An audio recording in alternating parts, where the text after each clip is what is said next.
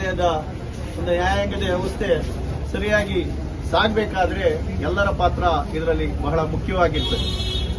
ಇಂಥ ಒಂದು ವ್ಯವಸ್ಥೆಯಲ್ಲಿ ನ್ಯಾಯಾಲಯ ಹೇಳಿ ಈ ರೀತಿಯ ಘಟನೆಗಳು ನಡೀಬಾರದು.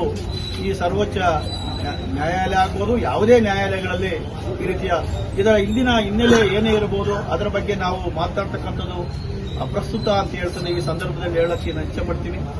ಇದು ಕಾರಣ ಈ ನ್ಯಾಯಾಂಗ ವ್ಯವಸ್ಥೆಯಲ್ಲಿ ಇವತ್ತು ಇಡೀ ದೇಶದಲ್ಲಿ ನ್ಯಾಯಾಂಗದ ವ್ಯವಸ್ಥೆಗೆ ಒಂದು ಉತ್ತಮವಾದಂತಹ ಒಂದು ರೀತಿಯ ನ್ಯಾಯಾಂಗ ವ್ಯವಸ್ಥೆ ಮುಂದಿನ ದಿನಗಳಲ್ಲಿ ಸುಸೂತ್ರವಾಗಿ ನಡೆಯಬೇಕಾದ್ರೆ ಈ ರೀತಿಯ ಅತಿಥಿಗಾರ ಘಟನೆಗಳು ಎಲ್ಲೂ ಕೂಡ ಅಧ್ಯಕ್ಷರಾದಂತಹ ಮುಖರಾಜರವರೇ, ಉಪಾಧ್ಯಕ್ಷರೇ, ಕಾರ್ಯದರ್ಶಿಯವರೇ, ಖಜಾಂಚಿಯವರೇ ಹಾಗೂ ಇಲ್ಲಿ ನೆರೆದಿರುವ ನಮ್ಮ ಎಲ್ಲ ವಕೀಲ ಸ್ನೇಹಿತರೆ, ಈ 6/10/2025 ಏನು ಘಟನೆ ನಡೆದಿದೆ ಸರ್ವೋಚ್ಚ ನ್ಯಾಯಾಲಯದ ಗವಾಯಿಯವರ ಮೇಲೆ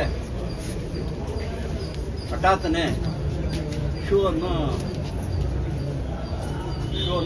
ಎಸೆದಿದ್ದಾರೆ. ಇದು ಖಂಡನೀಯ. ನಮ್ಮದು ಸಂವಿಧಾನಿಕ ರಾಷ್ಟ್ರ. ಹೇಳಿ ಈ ರೀತಿಯ ಘಟನೆಗಳು ನಡೀಬಾರದು.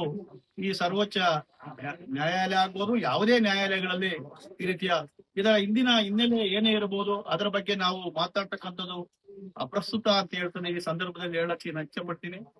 ಇದು ಕಾರಣ ಈ ನ್ಯಾಯಾಂಗ ವ್ಯವಸ್ಥೆಯಲ್ಲಿ ಇವತ್ತು ಇಡೀ ದೇಶದಲ್ಲಿ ನ್ಯಾಯಾಂಗದ ವ್ಯವಸ್ಥೆಗೆ ಒಂದು ಉತ್ತಮವಾದಂತಹ ಒಂದು